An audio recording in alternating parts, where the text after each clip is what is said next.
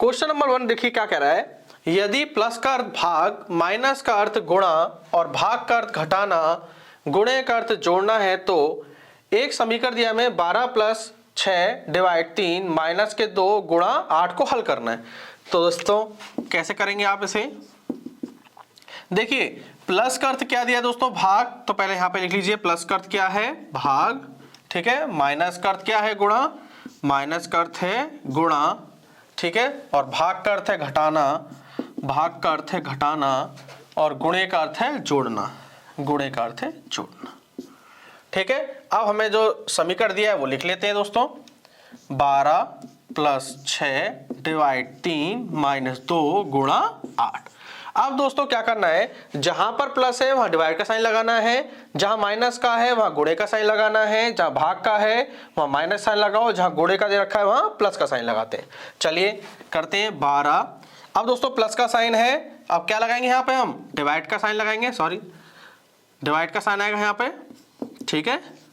अब डिवाइड का साइन है दोस्तों, डिवाइड की जगह पे क्या आएगा, माइनस के 3। अब माइनस की जगह दोस्तों क्या आएगा, गुणा, तो यहाँ गुणा आ जाएगा 2। अब दोस्तों गुणा है, गुणे की जगह पे क्या आएगा, प्लस, प्लस 8। अब बोर्ड मास के रूल के अकॉर्डिंग करेंगे, बोर्ड मास के अकॉर्डिंग सबसे पहले क्या करेंगे, डिवाइड, ठीक है। तो 6 का भाग 12 में देंगे तो 6 दूनी 12 माइनस, फिर गुणा करेंगे 3 दूनी 6 प्लस का 8। अब प्लस का 8 प्लस का 2 जोड़ देंगे तो हो जाएगा ये 10 माइनस के 6। 10 में से 6 गया दोस्तों, क्या बचा, 4। क्लियर हो गया दोस्तों? इस तरीके से आपको करना है, ठीक है। ऑप्शन नंबर देखेंगे तो हम आपका सी ऑप्शन बिल्कुल सही है। दिए गए विकल्पों में से श्रेणी को पूरा करें। दोस्तों हमें दे रखा है एक श्रेणी, जैसे 10, 10 के बाद है 100, 20 के बाद है 400, 30 के बाद में पूछा है क्या आएगा। दोस्तों चलिए सॉल्व करते हैं। हम दोस्तों अच्छे से जानते हैं 10 से हो रहा है 100, यानी कि 10 का स्क्वायर क्या हुआ, 100। क्लियर हो गया। अब 20 से दोस्तों क्या हो रहा है, 400, हमें 20 का स्क्वायर भी पता है, 20 का स्क्वायर होता है 400, यानी कि अब तीसरी संख्या क्या है, 30। अब 30 का हमें क्या करना पड़ेगा, स्क्वायर, और 30 का स्क्वायर क्या होता है, 900, ठीक है। तो खाली जगह पर क्या आएगा, यहाँ पर 900 आएगा। आगे भी चेक कर सकते हैं, 40, 40 का स्क्वायर क्या होता है दोस्तों, 1600। तो इस रिक्त स्थान पर क्या आएगा, 900। तो ऑप्शन नंबर बी दोस्तों आपका बिल्कुल सही है। क्या कह रहा है, गांव पी गांव क्यू के पूर्व में है। दोस्तों दिशा वाला प्रश्न है ये। चलिए साथ साथ पढ़ते हैं और क्वेश्चन को सॉल्व करते हैं। जब भी दोस्तों दो नाम दिए हो एक साथ, ठीक है, तो आप दूसरे वाले से पढ़िएगा तो आसान रहेगा, ठीक है। चलिए करते हैं। जैसे दो नाम दिए हैं पी और क्यू, तो आप क्यू से पढ़िए। गांव क्यू के पूर्व में है पी, तो क्यू के पूर्व में क्या है, पी है। क्लियर है। आगे गांव दूसरे वाले से पढ़ना है आपको। गांव पी के उत्तर में है आर, गांव पी के उत्तर में है आर, उत्तर ऊपर होता है। क्लियर है। ये दिशाएं होती है दोस्तों, एक बार समझ लेते हैं। ये पूरब होती है दिशा, ये पश्चिम, ये ऊपर वाली उत्तर और नीचे दक्षिण, ठीक है। इनके उत्तर और पूरब के बीच की दिशा को बोलते हैं उत्तर पूरब, और दक्षिण और पूरब के बीच में होती है उसे बोलते हैं दक्षिण पूरब, ठीक है। इसके बीच की रेखा को बोलते हैं दक्षिण पश्चिम, और इसके बीच की को बोलते हैं उत्तर पश्चिम, ठीक है। चलिए यहां तक क्लियर पढ़ लिया हमने, आगे पढ़ेंगे। गांव एस, यहां से पढ़िए, गांव आर के पश्चिम में है एस। तो देखिए गांव आर के पश्चिम कहां है, देखिए पश्चिम इस तरफ है, तो ये 10 तरफ रेखा बनेगा। और इधर कौन है, यहां पर एस है।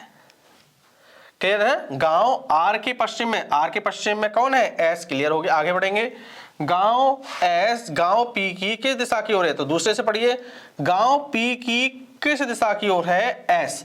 गांव पी ये है कि किस दिशा की ओर एस है, देखेंगे आप लोग इस दिशा की ओर जा रहा है। और ये वाली देखेंगे दिशा कौन सी है, इस तरफ जो रेखा जा रही है उत्तर पश्चिम वाली है। तो यहां पर क्या हो जाएगा दोस्तों, रिजल्ट आपका आ गया उत्तर पश्चिम। समझ में आ गया होगा दोस्तों। एक बार फिर समझ लेते हैं। गांव क्यू के पूर्व में है पी, देखिए क्यू के पूर्व में आ गया पी, ठीक है। गांव पी के उत्तर में है आर, गांव पी के उत्तर में है आर, ऊपर आएगा आर, ठीक है। आगे गांव आर के पश्चिम में है, पश्चिम में एस। अब पूछा है पी की किस दिशा की ओर है, एस। तो पी की किस दिशा की ओर है, एस। दोस्तों ये वाली दिशा कौन सी कहलाती है, देखिए उत्तर पश्चिम। तो हमारा आंसर क्या है, उत्तर पश्चिम। तो ऑप्शन नंबर दोस्तों आपका डी बिल्कुल सही है।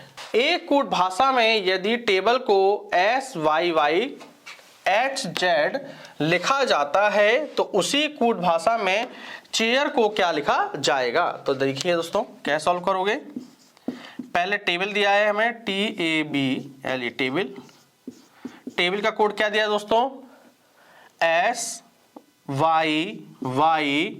और Z। अब दोस्तों आप क्या करो, इनके जो अक्षर दिए हैं इनकी कोडिंग कर लेते हैं। जैसे T आता है आपके 20 नंबर पर, A आता है 1 नंबर पर, B आता है 2 पर, L आता है 12 पर और E आता है 5 पर। अब इनकी कर लेते हैं। S आता है 19 पर, Y आता है 25 पर, Y आता है 25 पर, H आता है 8 पर और Z आता है दोस्तों किस पर, 26 पर। क्लियर हो गया दोस्तों। अब दोस्तों ध्यान से देखेंगे, 20 में 1 कम कर दिया यानी कि -1 कर दिया तो क्या आया, 19। ठीक है, अब दोस्तों 1 से हो रहा है 25 यानी कि रिवर्स जा रहा है। ठीक है, यानी कि 2 कम कर दिया, -2 कम करेंगे इसमें से 25 आएगा। ठीक है, अब दोस्तों यहाँ पे क्या है, माइनस के 3 किया होगा तब 25 आया है। अब दोस्तों यहाँ पे क्या करेंगे, -4, 12 में से 4 गया दोस्तों 8 आया। क्लियर है दोस्तों। आगे क्या करेंगे दोस्तों, -5 करेंगे। ठीक है, -5 कर देंगे दोस्तों तो 26 ही आएगा।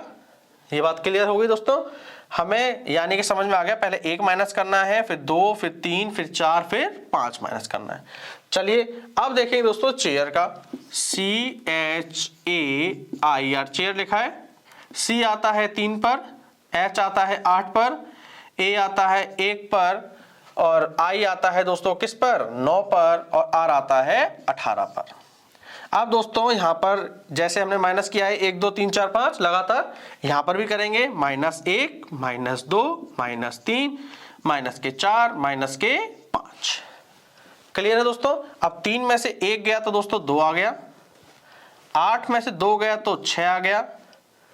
अब दोस्तों 1 में से 3 में के माइनस के 2 होंगे दोस्तों, देखिए -3 में से प्लस का 1 घटाओगे तो माइनस का 2। क्लियर है, माइनस का 2 का मतलब है दोस्तों आपको 26 में से 2 कम कर लेना है। 26 में से 2 कम यानी कि 24, यहाँ आ गया 24। 9 में से 4 गया तो 5, 18 में से 5 कम हुआ तो 13। ये वाला जरा दोबारा समझ लीजिए दोस्तों, -3 है, ये प्लस का 1 है, यानी कि घटाया तो हमारा क्या है, -2। अब -2 आपको 26 में से माइनस करने हैं। ठीक है, क्योंकि अंग्रेजी वर्णमाला में टोटल 26 अक्षर होते हैं। ठीक है, अब दोस्तों 2 का कोड होता है आपको, 2 आता है B नंबर पर, 6 का है F, 24 पे आता है दोस्तों क्या, X आता है, 5वें नंबर पे आता है आपका E और 13 नंबर पे आता है M।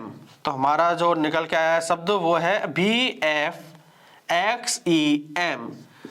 ठीक है, तो ऑप्शन नंबर हमारा दोस्तों देखेंगे तो चौथा ऑप्शन बिल्कुल सही है। देखिए BFXEM बिल्कुल सही है। ठीक है ना दोस्तों, इस तरीके से आपको फॉलो करना है। क्लियर हो गया। चलिए दोस्तों क्वेश्चन नंबर 5 को पढ़ते हैं। क्वेश्चन नंबर 5 क्या कह रहा है कि विषम की पहचान करें। 4 ऑप्शन दिए दोस्तों में, एक ऑप्शन में लिखा है गेंडा, बी में लिखा है शेर, तीसरे में लिखा है बाघ, चौथे में है भेड़िया। दोस्तों हमें अच्छे से पता है कि गेंडा जो है वो कैसा होता है, शाकाहारी होता है।